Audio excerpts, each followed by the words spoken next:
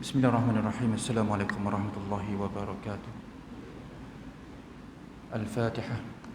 A'udzu billahi minasyaitonir rajim. Bismillahirrahmanirrahim. Alhamdulillahi rabbil alamin. Ar-Rahmanir Rahim. Maliki yaumiddin. Iyyaka na'budu wa iyyaka nasta'in. Ihdinas siratal mustaqim. صراط الذين أنعمت عليهم غير المغضوب عليهم ولا الضالين آمين. الحمد لله رب العالمين وبه نستعين على أمور الدين والدين ونصلي ونسلم على هذا النبي الكريم وعلى آله وصحبه أجمعين. وقال الله تعالى في كتابه العزيز بعد أعوذ بالله من الشيطان الرجيم بسم الله الرحمن الرحيم. اليوم نختم على أفواههم وتكلمنا أيديهم وتشهد أرجلهم بما كانوا يكسبون. صدق الله العظيم. وقال النبي صلى الله عليه وسلم المسلم من سلم المسلمون من لسانه ويده. صدق رسول الله صلى الله عليه وسلم. سبحانك لا علم لنا إلا ما علمتنا إنك أنت العليم الحكيم. قال رب اشرح لي صدري ويسر لي أمري واحلل عقدة من lisani yafqahu qawli. Amin ya rabbal alamin. Yang dihormati dan dikasihi kepada Tuan Imam yang bertugas pada malam ini, dan tidak lupa kepada seluruh yang berusaha di atas kuasa surau, dan kepada seluruh jemaah muslimin muslimat, para alim ulama, para asatizah, datuk-datuk dan datin, tuan-tuan, puan-puan yang dirahmati Allah Subhanahu wa taala. Alhamdulillah, pertama dan selamanya kita merafakkan setinggi-tinggi kesyukuran kehadrat Allah Subhanahu wa taala, kerana dengan limpah dan kurnia serta inayahnya pada malam yang berbahagia ini kita dapat sama-sama dipertemukan. Walaupun Allah Subhanahu wa taala menurunkan hujan, kira lebat jugalah, tapi alhamdulillah kita dapat istiqamah untuk kita dapat hadir di dalam rumah Allah Subhanahu wa taala ini untuk mengimarahkan rumah Allah Subhanahu wa taala dengan kurniaan nikmat iman dan Islam serta kelapangan masa dan kesihatan, dan juga nikmat-nikmat yang telah dipinjamkan oleh Allah Subhanahu wa taala kepada kita, iaitu nikmat kesihatan, nikmat anggota badan sihat dan sebagainya. Pastinya semua ini akan dipersoalkan oleh Allah Subhanahu wa taala nanti di yaumul akhirah nanti. Maka Allah Subhanahu wa taala pasti akan menyoalnya semua, dan kita akan memulangkan kembali segala nikmat pinjaman-pinjaman ini akan dipinjam, yang akan dipulangkan semula, dan akan disoal akan apa yang telah dilakukan dengan nikmat yang telah diberikan oleh Allah Subhanahu wa taala kepada kita. Dan kita bersyukur Allah Subhanahu wa taala kerana kita dapat istiqamah untuk hadir, dan istiqamah kita dalam beramal soleh, dan istiqamah kita dalam kita menjauhkan segala perkara-perkara yang dilarang oleh Allah Subhanahu wa taala. Nabi sallallahu alaihi wasallam telah ditanya oleh para sahabat, "Wahai Nabi, apakah perkara yang apabila aku bertanya kepada engkau dan aku tidak perlu bertanya kepada orang lain?" Maka Nabi kata apa? "Qul amantu billahi tsumma istaqim." Katakanlah, aku beriman kepada Allah tsumma istaqim, yakni kita istiqamah dengan segala perkara-perkara yang kita imani, perkara-perkara yang kita telah yakini, perkara-perkara yang berkaitan dengan akidah, yakni perintah Allah dan larangan Allah Subhanahu wa taala, maka kita amalkan. Kita jauhkan perkara yang dilarang oleh Allah Subhanahu wa taala dengan istiqamah. Begitulah keadaannya, dan mudah-mudahan Allah Subhanahu wa taala merahmati dan meredai dan memberkati akan usaha-usaha kita ini, insya-Allah. Mudah-mudahan Allah pandang, dan kita dapat mengikhlaskan diri kepada Allah Subhanahu wa taala dengan apa yang telah kita tunaikan. Baik tuan-tuan rahmati Allah Subhanahu wa taala, pada malam ini insya-Allah kita berkongsi dalam hadis dalam kitab Matan Arba'in An-Nawawiyah yang berbunyi, an Abi Hurairah radhiyallahu anhu anna Rasulullah sallallahu alaihi wasallam qala, "Man kana yu'minu billahi wal yawmil akhir falyakul khairan aw liyasmut, wa man kana yu'minu billahi wal yawmil akhir falyukrim jarah, wa man kana yu'minu billahi wal yawmil akhir falyukrim dhaifah." Rawahul Bukhari. Yang bermaksud daripada Abu Hurairah radhiyallahu anhu bahawa Rasulullah sallallahu alaihi wasallam telah bersabda, "Barang siapa yang beriman dengan Allah dan hari akhirat, maka hendaklah dia berkata baik atau dia diam. Barang siapa yang beriman dengan Allah dan hari akhirat, maka hendaklah dia memuliakan jiran tetangganya. Barang siapa yang beriman dengan Allah dan hari akhirat, maka hendaklah dia memuliakan tetamunya. Tuan-tuan mati Allah Subhanahu wa taala, mana hadis riwayat Imam Bukhari dan Muslim ini. Jadi kefahaman hadis ini yang kita dapat ambil daripada pengajaran ialah yang pertamanya, pergaulan yang baik menyebarkan kasih sayang antara manusia, mengeratkan lagi ikatan mahabbah sesama ummah. Yang keduanya, menjaga lidah, yakni berfikir dahulu sebelum mengeluarkan kata-katanya sekiranya perkara itu harus diam lebih baik. Ya, kalau perkataan yang mana tak baik, kalau kita fikir dulu, kita kena fikir dulu sebelum kita mengeluarkan kata-kata. Maknanya kita fikir kesan dia, apakah yang boleh menyebabkan orang suka, orang boleh terima, ataupun orang akan sakit hati dengan apa yang keluar daripada lidah kita. Kan Nabi SAW telah ditanya, wahai Nabi, apakah perkara yang boleh menyebabkan seseorang itu dimasukkan, yang mudah menyebabkan manusia dimasukkan oleh neraka Allah Subhanahu Wa Taala? Apa dia? Maka Nabi kata, manusia itu akan masuk ke dalam neraka Allah Subhanahu Wa Taala dengan sebab lidah dan juga kemaluannya. Itu adalah perbuatan ataupun perkara yang menyebabkan seseorang itu mudah untuk masuk ke dalam neraka Allah Subhanahu Wa Taala. Kerana apa? Lidah ni dia tidak bertulang, tuan-tuan. Lidah dia tidak bertulang. Lidah boleh berkata apa-apa sahaja. Terkadang kita perlu bermuhasabah diri. Kadang-kadang bukan kita ni bukan orang jahat, bukan orang tak baik, tetapi kita orang yang sudah pun mendirikan solat, mengimarahkan rumah Allah. Tetapi kadang-kadang sikap dan tabiat sebagai ujian kepada kita, iaitu dengan lidah ini menyebabkan kita mendapat celaan daripada Allah Subhanahu Wa Taala. Dan dengan lidah inilah perkara-perkara boleh menyebabkan seseorang itu batal akidahnya. Dengan lidah juga menyebabkan seseorang itu boleh batal akan pahala-pahalanya apa yang telah dilakukan.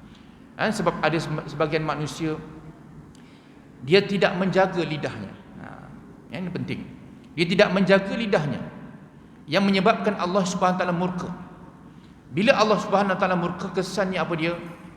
Apabila kita tidak menjaga lidah kita, maka orang akan jauh daripada kita. Orang akan jauhkan daripada kita. Orang tak suka dengan kita. Orang tak suka berkawan dengan kita, kerana orang takut kita akan menyakiti hati mana kita yang mendengar.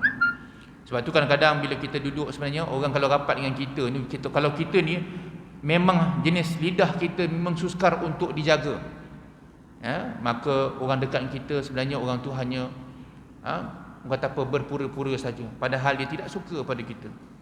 Orang kata outspoken. Hati-hati. Dengan sebab lidah ini kita menjadi manusia yang muflis di akhirat. Muflis di akhirat.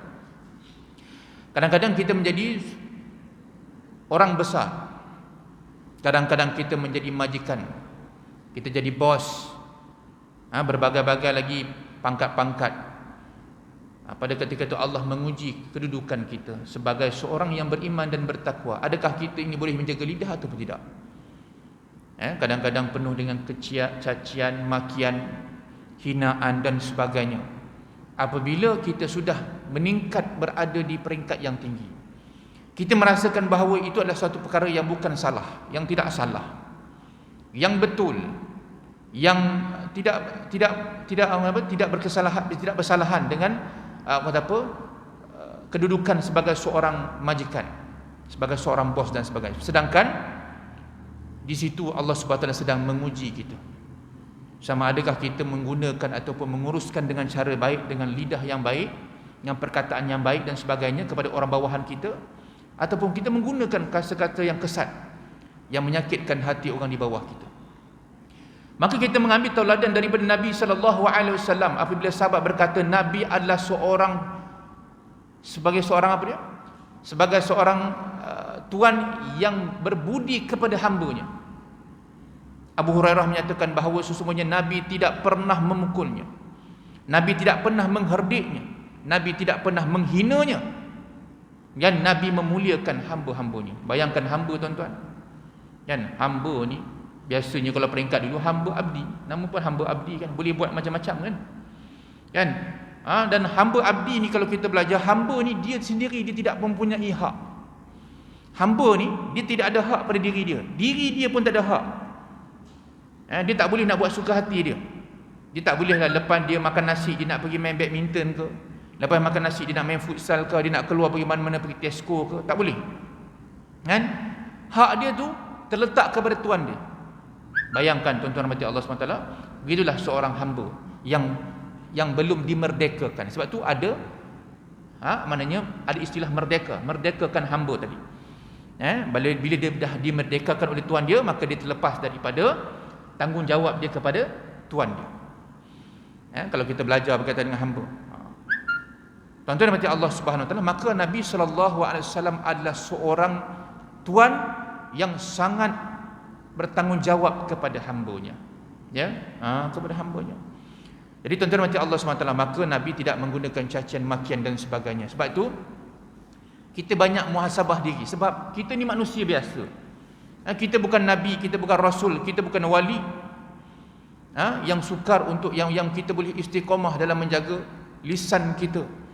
Kerana itulah Nabi SAW menyatakan bahawa al-muslim man salimal muslimuna min lisani wa yadi. Orang Islam itu adalah mereka-mereka yang sejahtera lisan mereka kepada orang Islam yang lain, daripada tangan dan lidahnya. Min lisani wa yadi, daripada lidahnya dan tangannya. Maknanya orang lain, kalau kita orang yang beriman kepada Allah, kalau kita orang yang bertakwa kepada Allah Subhanahu Wa Taala, muslim yang lain, saudara kita yang lain tidak akan tersakiti dengan lidah dan juga tangan kita. Maksudnya begitu. Orang lain tidak teraniaya dengan lidah dan tangan kita. Orang lain tidak akan, maksudnya orang lain tidak akan dizalimi dengan lidah dan tangan kita, dengan apa, perkataan-perkataan yang menyakitkan hati, dengan mengumpat, dengan fitnah dan sebagainya, dan tangan-tangan yang membuat perkara-perkara yang menyakitkan hati saudara dan sebagainya. Jadi itulah sifat orang mukmin. Jadi kalau kita mengerjakan amal ibadah yang banyak dan sebagainya, tetapi kita masih lagi tidak dapat menjaga lisan kita dan juga tangan kita, bermaksud belum sempurna iman kita kepada Allah Subhanahu Wa Taala. Belum sempurna lagi. Belum sempurna lagi iman kita kepada Allah Subhanahu Wa Taala. Maka kita kena perbaiki dan mengislah diri kita. Sebab itu tuan yang dirahmati Allah Subhanahu Wa Taala, Imam Ghazali dalam kitab Ihya Ulumuddin-nya menyebutkan ada 14 perkara yang menunjukkan bahawa manusia ini akan menyebabkan hatinya ataupun lisannya itu adalah lisan yang berada dalam keadaan bahaya. Lisannya ataupun lidahnya yang berada dalam keadaan yang berbahaya. Yang pertamanya ialah apa Imam Ghazali sebut dalam kitabnya. Yang pertamanya perkataan yang tidak bermanfaat, yang biasa membuat hati menjadi kasar. Bila banyak sangat kita maki orang, bila sangat kita suka mengumpat, bila sangat kita suka mencela, menghina dan sebagainya, menyebabkan hati kita menjadi kasar. Itu Imam Ghazali sebut, hati kita menjadi kasar. Maka tidak boleh kita kata, walaupun mulut aku ini jahat, mulut aku ni tak baik, mulut aku ni bising, tapi hati aku baik. Tak benar. Itu pernyataan yang salah. Itu namanya syok sendiri. Itu maknanya tidak mengaku dengan kesalahan. Orang yang seperti ini sukar untuk berubah, sukar untuk memperbaiki diri dia, sebab dia tidak mengaku kesilapan dia dan dia rasa dia lebih baik. Sebab dia walaupun dia sedang buat benda tak elok, tapi dia rasa dia bagus, dia baik. Ini bahaya. Ingat, yang pertamanya, apabila kita suka mengatakan perkara-perkara yang tak elok, maka akan berlakunya hati kita akan menjadi keras, kasar. Hati yang keras sukar menjadi hati yang tawaduk kepada Allah dan kepada manusia. Dan yang kedua disebutkan apa? Ialah mereka yang banyak omong, banyak berkata-kata, banyak bersembang. Ulama sebut apa? Bila mana kita banyak bercakap, maka kita akan banyak salah. Banyak salah. Bila banyak bercakap ni banyak salah. Kan cakap benda-benda merapu, benda-benda yang pelik-pelik, benda yang tak sepatutnya, maka akan menyebabkan seseorang itu banyak salah. Dan apabila banyak salah, mana banyak dosanya pula. Dengan perkataan tadi sebut. Banyak salah, banyak benda-benda yang pelik, mengumpat, mengutuk, ini sebagainya, ini, maka akan menyebabkan seseorang itu banyak dosa dia kepada Allah dan kepada manusia yang lain. Bila manusia itu banyak dosa, maka neraka tempat dia. Yang terakhirnya. Maka kita kena bertaubat kepada Allah Subhanahu Wa Taala. Dan yang ketiga, tuan-tuan mati Allah Subhanahu Wa Taala, disebutkan apa? Iaitu perkataan yang sia-sia, bercakap kosong, bercakap saja, ya. Tak tahu cakap apa. Dan Nabi memerintahkan kita daripada melakukan perkara-perkara yang lara, ya, yang sia-sia, yang bercakap. Kita kan kalau kadang-kadang kalau kita tembang kawan kita banyak sangat bercakap pun kita tak terlayan kan. Kita nak buat kerja lain pun tak fokus, banyak sangat bercakap, sembang pun tak ada benda nak sembang kan. Benda lebih kurang macam tu je kan. Jadi omong kosong ataupun bercakap kosong ini adalah salah satu perkara yang sia-sia. Padahal ciri-ciri orang beriman adalah mereka yang sentiasa menghindarkan diri dari perkataan dan perbuatan yang tidak bermanfaat. Yang keempatnya, menyebabkan pertengkaran dan dendam kesumat. Ini dia. Ini yang paling bahaya yang banyak berlaku di akhir zaman ini. Pertengkaran dan dendam kesumat. Kan mula-mula cakap sikit-sikit saja, kemudian bergurau, kemudian kata, kemudian bertengkar, kemudian dendam, kemudian putus hubungan, kemudian putus saudara dan sebagainya. Dendam kesumat. Kalau lebih teruk lagi, buat benda-benda syirik pula, macam-macam lah kan, berdendam dan sebagainya, keluarga berdendam, anak-anak berdendam dan sebagainya. Ini adalah kesan yang lebih dahsyat dengan sebab perkataan ataupun lidah yang tidak menghindarkan diri dari perkara yang perkataan-perkataan yang tidak baik. Dan yang kelimanya, banyak bicara akan menimbulkan permusuhan antara kelompok dan golongan. Ya, golongan ini dia kutuk golongan ini kutuk golongan ini. Kan? Orang buat kerja kita kutuk, orang buat kerja kita tak nampak kita kutuk dan sebagainya. Banyak sangat kita komplain. Kan? Sedangkan kita tidak ada usaha untuk membantu dan sebagainya. Orang buat kerja Islam kita kutuk. Apa yang nak nampak kepada kita, tak nampak kepada kita kutuk dan sebagainya. Itu salah. Ya, tak betul. Ya, kelompok-kelompok maknanya orang-orang yang buat benda baik, kan, kita support, kita sokong dan sebagainya. Itu yang sepatutnya, ya. Dan yang keenam ialah mereka yang berbohong dengan mengaku sebagai pakar suatu bidang. Banyak. Kita ni bila kita tidak pakar dalam salah satu bidang, kita jangan banyak berbohong, jangan bercakap. Kan, orang tak reti agama, kita jangan bercakap soal agama. Kalau kita bukan dalam bidang agama, jangan cakap, nanti jadi salah. Jadi keliru orang. Orang akan bergaduh, berkucar-kacir dan sebagainya, pergaduhan antara umat dan sebagainya, perpecahan di antara umat. Disebabkan apa dia? Kenyataan-kenyataan kita yang salah dan sebagainya. Kalau kita tidak ada ilmu tentang perubatan, kita jangan cakap tentang ilmu perubatan, sebab itu bukanlah bahagian kita. Itu bukanlah dalam bidang kita, kepakaran kita dan sebagainya. Kita pun mengambil sumber daripada, kalau kita ambil sadar daripada internet semata-mata, jangan kita cakap. Sebab itu Allah Ta'ala sebut dalam Quran, fas'alu ahla dzikri in kuntum la ta'lamun. Maka bertanyalah kepada ahlinya sekiranya kamu tidak mengetahuinya. Tanya kepada orang yang pakar dia betul-betul. Jumpa doktor, tanya. Jumpa pakar-pakar perubatan, tanya. Kan? Jumpa kalau tak tahu hukum hakam, tanya. Kan? Jangan kita tanya lebih kurang saja, kita baca sendiri dan sebagainya, kita buat kesimpulan sendiri, habis kita buat hukum sendiri. Itu yang bergaduh. Itu yang menyebabkan persengketaan. Tidak boleh bertentang mata dan sebagainya. Kita baca hadis, kemudian kita faham sendiri, kita baca Al-Quran, kita terjemahan, kita faham sendiri, kemudian kita hukumkan orang bid'ah, sesat dan sebagainya, syirik dan sebagainya. Ini suatu perkara yang malang berlaku di kalangan umat. Kan? Apabila mana kita tidak berujuk, kita tidak belajar, kita cenderung hanya pada satu pandangan semata-mata, menyebabkan kita mengeluarkan kenyataan yang boleh menyebabkan perpecahan di kalangan umat. Ini suatu perkara yang merugikan. Sedangkan kita ni bila berada di waktu akhir zaman ini, sepatutnya kita adalah manusia yang menyebabkan manusia ini bertambah rapat, perpaduan di kalangan umat Islam. Mana ukhuwah, keikatan persaudaraan itu lebih kuat. Kerana itu adalah tujuan Nabi SAW. Di antaranya Nabi mempersatukan di antaranya kaum Aus dan Khazraj yang berperang selama 120 tahun lamanya.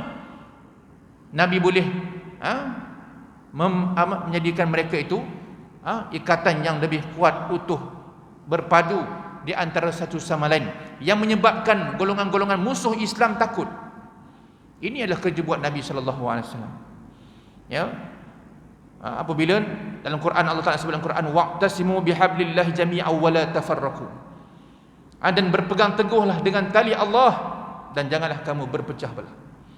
Ini tali Allah Subhanahu wa taala, iaitu datang daripada Al-Quranul Karim dan hadis Nabi sallallahu alaihi wasallam dan ulama-ulama kebanyakan yang memberi pandangan jumhur ulama dan sebagainya, maka kita berpegang dengan pendapat-pendapat ulama dan sebagainya. Tuan-tuan mati Allah Subhanahu wa taala. Yang ke-8, ucapan yang mengutuk seseorang satu golongan. Hari ini banyak kita mengutuk orang. Kan? Orang yang di antara tanda-tanda akhir zaman apabila golongan zaman sekarang mengutuk golongan yang terdahulu. Ulama-ulama yang terdahulu, ulama-ulama salaf dikutuk, dihina. Kan? Sampai imam-imam mazhab pun tak betul. Ya. Mereka tak pandai, mereka salah, mereka pun manusia, macam-macam. Kenyataan-kenyataan yang nak menyamakan dengan ilmu-ilmu kita pada hari ini. Tak boleh. Ulama menyebutkan, ulama sekarang sebut apa? Sekira mana ada orang yang sangat alim, yang hebat atas muka bumi Allah SWT waktu zaman sekarang ni. Waktu zaman sekarang ni, ya, kalaulah ada sekalipun orang zaman sekarang, ulama-ulama yang sekarang ni yang alim wara' kita nampak, dia tidak boleh menandingi kealiman ulama-ulama zaman salaf. Tak boleh. Dia tak boleh. Makamnya sudah lain. Dia dah turun darjat. Dengan terdedahnya kita pada zaman akhir zaman ini sebagainya. Tak boleh kita nak tandingi yang ulama-ulama yang terdahulu, yang sangat dahsyat, yang dekat mereka dengan zaman sahabat, dengan zaman tabi'in dan sebagainya. Maka kita kena hormat. Jangan kita memperolok-olokkan mereka, jangan kita menghina mereka. Sedangkan ilmu yang sampai kepada kita pada hari ini melalui daripada ulama-ulama yang terdahulu. Sebab itu tuan-tuan baca Allah Subhanahu Wa Taala, kita kena hormat dan jaga perkataan-perkataan kita. Kemudian yang ke-9 ialah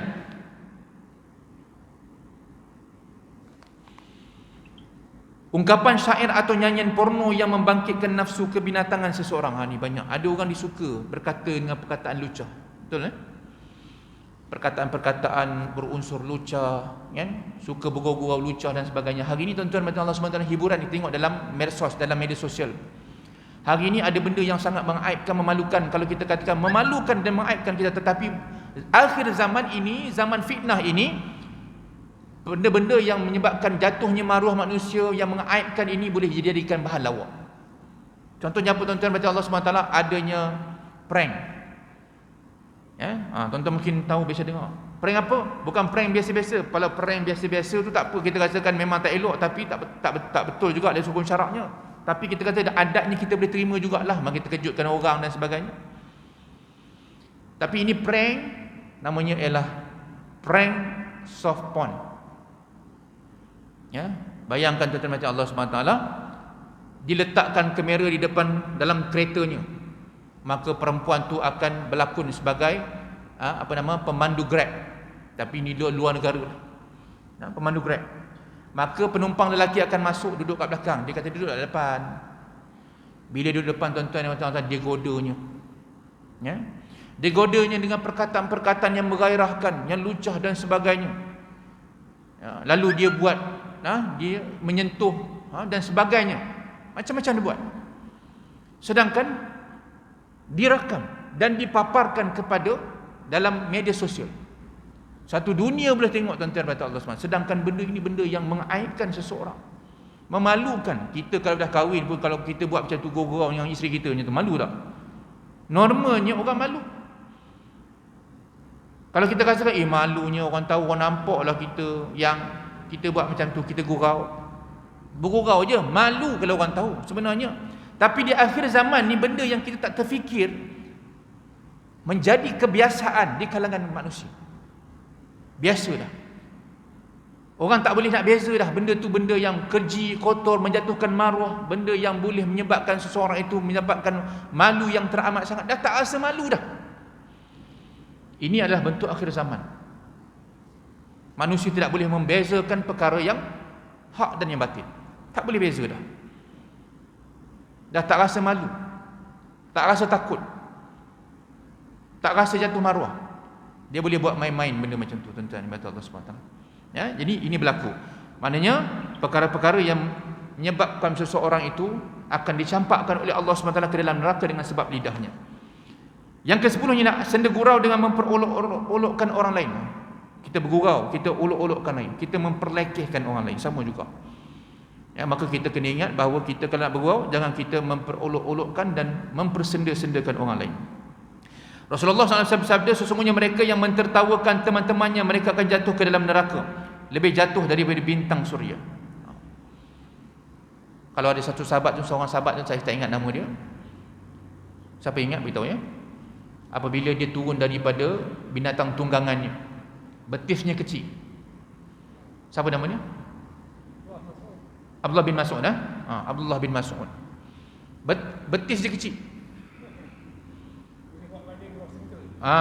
Kecil je. Kemudian sahabat-sahabat bila tengok tersingkap dia punya betis tu, pakat gelak semua. Sebab tu je gelak. Ya. Nabi mengatakan, Nabi kata dua betis kering ini adalah yang akan dijamin masuk syurga Allah Subhanahu Wa Taala. Terkejut sahabat-sahabat. Ya, Nabi sound begitu kepada sahabat-sahabat yang mentertawakan fizikal kawannya yang tadi, yang nampak pelik, yang lawaklah bagi mereka. Tetapi Nabi memberikan satu jaminan kepada siapa sahabat tadi, Abdullah bin Mas'ud tadi, yang mana walaupun fizikalnya begitu, tetapi kemuliaan dia, kedudukannya di akhirat kelak terjamin daripada kita yang mentertawakan, yang menghina, memperolok-olokkan. Sebab tu kita jangan pandang fizikal orang. Jangan nampak pelik tengok orang tu. Ya. Di antara sahabat-sahabat yang lunak suaranya, merdu suaranya, dan bacaannya yang sangat bagus. Yang ini sahabat-sahabat Nabi sallallahu alaihi wasallam. Baik, tuan-tuan mati Allah Subhanahu Wa Taala, maka tak boleh. Kemudian apa dia? Yang ke-11, mengejek orang lain. Ini mengejek. Suka mengejek, memperolok-olokkan. Setakat sekarang ni bukan sekadar mengejek kawan-kawan saja, sahabat-sahabat orang biasa. Ulama pun diejeknya, dihinanya, diperolok-olokkan. Kan? Dalam media sosial dia buat macam-macam. Dia buat lakaran, dia buat gambar yang bukan-bukan, dia hina, dia kutuk. Ya? Dia mempermainkan dan bermacam-macam. Ini adalah dosa-dosa yang sangat besar, tuan-tuan yang dirahmati Allah SWT. Sudahlah kita mengejeknya, kita memperolokkannya, masuk pula dalam media sosial, orang lain tengok, orang lain ketawa pula, tumpang ketawa seronok pula, merendah-rendahkan martabat ulama dan sebagainya. Maka kita yang membuat awal tadi, yang buat tadi, dia akan mendapat saham. Setiap orang yang tengok, setiap orang yang pandang rendah, setiap orang yang mentertawakannya, maka kita yang orang yang pemulanya adalah akan mendapat saham yang akan menunggu di akhirat kelak. Itu yang ke-11. Allah SWT berfirman kepada dia, wahai orang-orang yang beriman, janganlah suatu kaum merendahkan, mentertawakan kaum yang lain. Boleh jadi yang ditertawakan itu lebih baik daripada mereka yang mentertawakan. Jangan pula sekelompok wanita mentertawakan kelompok wanita yang lain.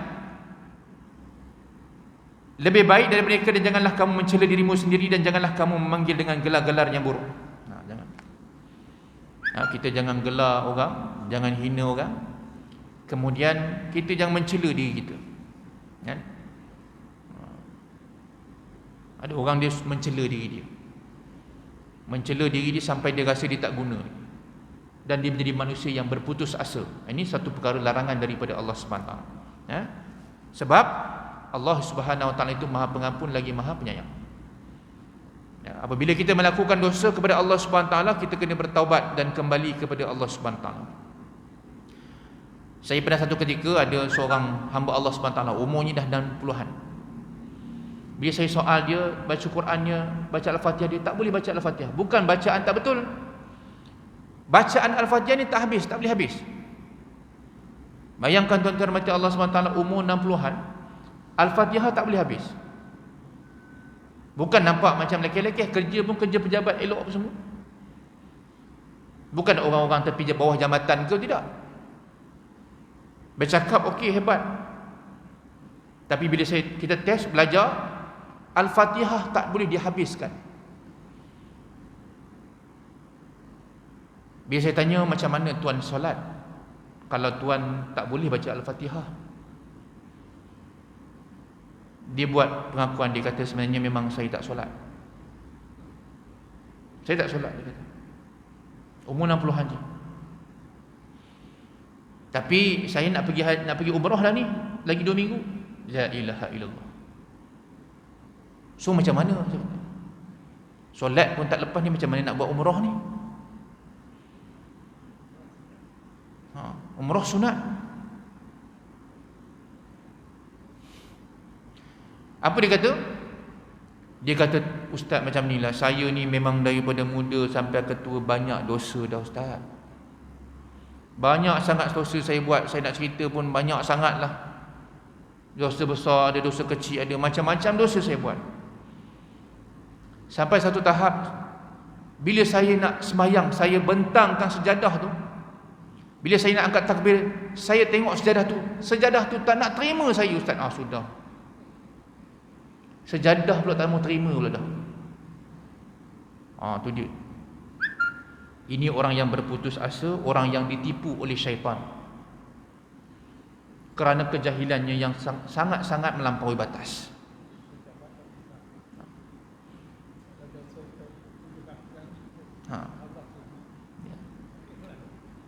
Ini bahaya tuan-tuan mati Allah SWT. Sebab tu jahil ni bahaya. Dia akan ditipu oleh syaitan. Dengan senang-senang saja dia akan tipu. Sampai dia kata sejadah tu tak nak terima saya. Bayangkan sejadah tu tak nak terima dia. Sebab itulah saya tak solat. Sebab itulah dia tak nak bertaubat kepada Allah Ta'ala. Sebab dia dah rasa bahawa dia tidak diampunkan oleh Allah SWT. Tapi nak pergi pula buat umrah. Macam-macam manusia. Pelik keadaannya. Jadi tuan-tuan mati Allah SWT, maka kita kembali kepada Allah SWT. Dan yang ke-12 ialah membuka rahsia orang lain. Tak boleh kita membuka rahsia, kerana apabila kita melakukan dosa maksiat pada waktu paginya, waktu siangnya, Allah SWT menutup keaiban kita pada waktu malam.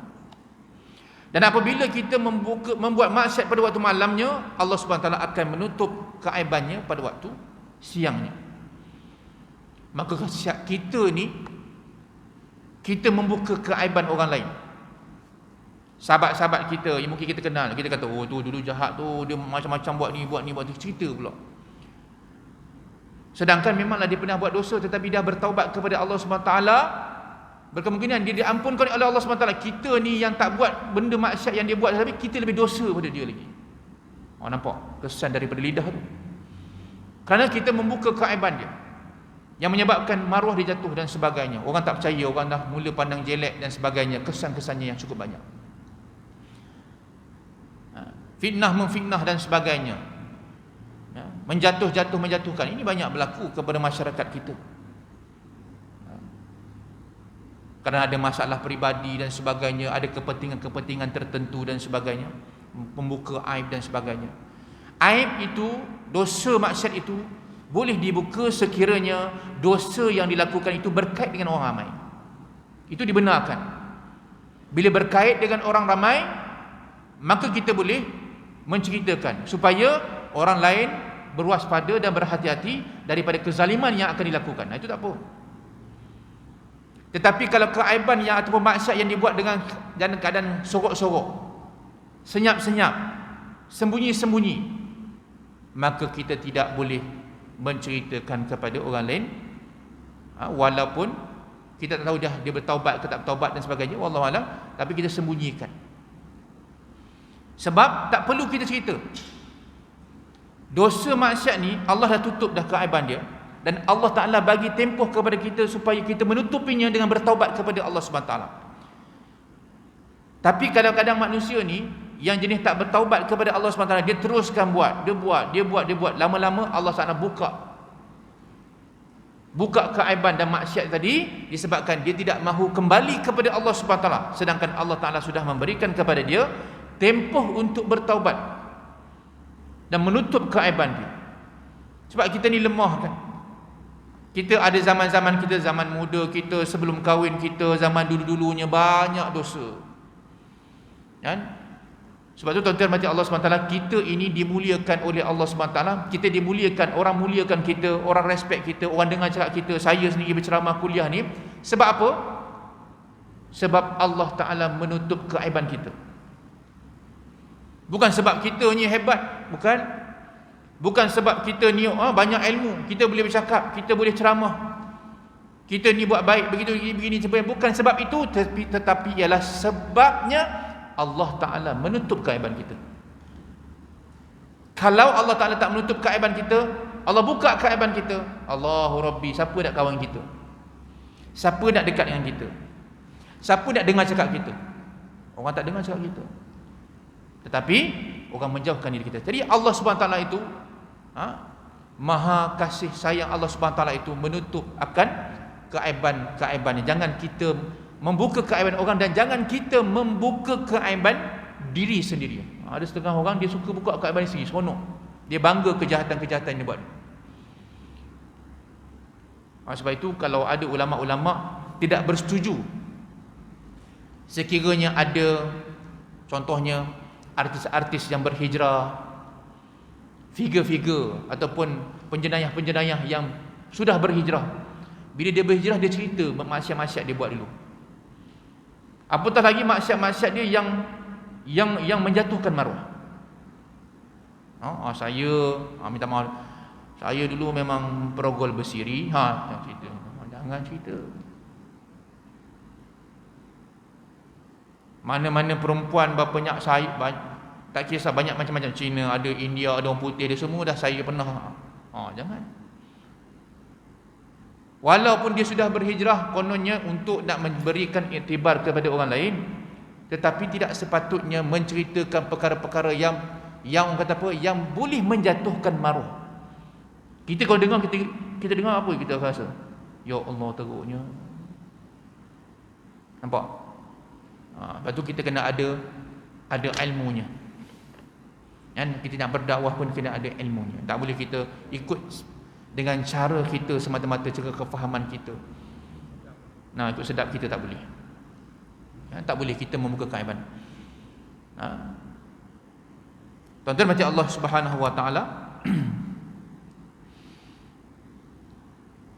Yang seterusnya apa dia disebutkan ialah ke-13 ialah berjanji palsu. Ini banyaklah.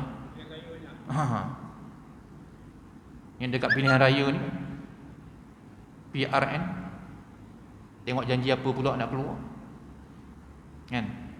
Lepas tu dah bila menang, kata kita tak boleh nak buat semua kan, sebab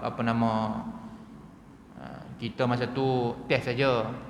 Macam tu pula dah. Macam-macam lah kan. Macam-macam kita nak keluarkan kenyataan selepas tu kan. Kita berjanji, kita tidak menunaikannya. Salah satu daripada sifat-sifat faham-faham sifat munafik. Ya, tambah-tambah janji yang menyebabkan orang ni, orang kata apa? Orang betul-betul mengharapkan janji-janji yang besar. Janji yang hebat-hebat. Orang mengharapkan sungguh-sungguh, ya Allah, lepas ni kita senanglah, lepas ni kita tak payahlah nak bayar ni, lepas ni kita ni tiba-tiba Allahu Akbar. Hampa tak orang. Bukan seorang tapi berjuta orang mengharapkan. Ya teruk. Kalau kita berjanji dengan seorang dua pun, kalau kita mungkin janji pun di situ pun dah suatu benda yang tak baik, apatahlah kalau kita berjanji kepada manusia yang jutaan ramai orang. Bayangkan. Dan seterusnya ialah bersumpah palsu. Ini banyak. Bersumpah palsu ni banyak berada di mahkamah dan sebagainya, banyak. Sumpah palsu. Kalau kita naik mahkamah tu, dia akan sebut nama saya, nama sekian-sekian ini, bersumpah akan berkata benar ha? Wallahi, wabillahi, watallahi, dengan ini saya nama sekian-sekian akan berkata apa-apa saja yang benar dan tidak akan menipu. Sebut. Tapi ya Allah, ya Tuhan, kan banyaknya sumpah-sumpah palsu. Kan? Ni pula tengok budak yang kena bunuh seorang tu, terlepas pula dah. Kan? Dah bunuh dah dia serika 90 kali serika. Terlepas pula dah. Kan? Wallahu alam apa yang berlaku, macam mana proceedingnya, perbicaraan dia macam mana yang menyebabkan lepas, wallahu taala alam. Nah, ini tuan-tuan macam Allah SWT, sumpah palsu. Sumpah palsu lebih beratlah. Kerana sumpah palsu ini adalah menyebabkan sesuatu hukuman itu dijatuhkan ataupun ditarik. Ya. Ini lagi kesannya lebih besar, dengan sebab dosa-dosa yang dilakukan dengan lidah ini. Semua itu akan merosak nilai-nilai amanah. Rasulullah bersabda, waspadalah terhadap pembohong, sebab pembohong dan orang-orang yang zalim sama-sama dalam neraka. Ya. Orang berbohong, orang yang zalim sama-sama dalam neraka Allah SWT. Hadis riwayat Ibnu Majah. Saudara sahabat pernah bertanya daripada Rasulullah, apa penyebab terbesar orang masuk neraka? Nabi menjawab, kerana lidah dan kemaluannya. Sebab itu kalau di akhirat kelak nanti, perkara yang pertama yang akan ditutup oleh Allah SWT ialah lidah, mulut. Dalam Quran sebut apa dalam surah Yasin? Al-yawma nakhtimu ala afwahihim wa tukallimuna aydihim wa tashhadu arjuluhum bima kanu yaksibun.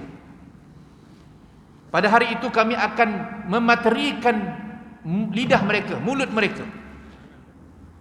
Kemudian baru tangan. Mulut dulu. Nampak? Sebab apa? Mulut inilah adalah punca seseorang itu akan masuk ke dalam neraka Allah Subhanahu Wa Taala kalau sekiranya tidak jaga. Jadi kita mengambillah pengajaran daripada hadis ini, yang mana Nabi sallallahu alaihi wasallam menyebutkan kepada kita, man kana yu'minu billahi wal yawmil akhir falyakul khairan aw liyasmut. Jadi barang siapa yang beriman kepada Allah, maka dia berkata baik dan dia hendaklah diam sekira tidak ada benda apa yang dia nak cakap. Jadi saya kira sekadar itu sajalah akan kuliah pada malam ini. Mudah-mudahan kita dapat mengambil iktibar daripada hadis yang telah disampaikan kepada diri saya, pada tuan-tuan dan puan-puan mati Allah SWT. Sekadar itu saja. Aku lakukan hadza wa astaghfirullahalazim li wa lakum wa lisal muslimina wal muslimat fastaghfiruh innahu huwal ghafurur rahim. Assalamualaikum warahmatullahi wabarakatuh.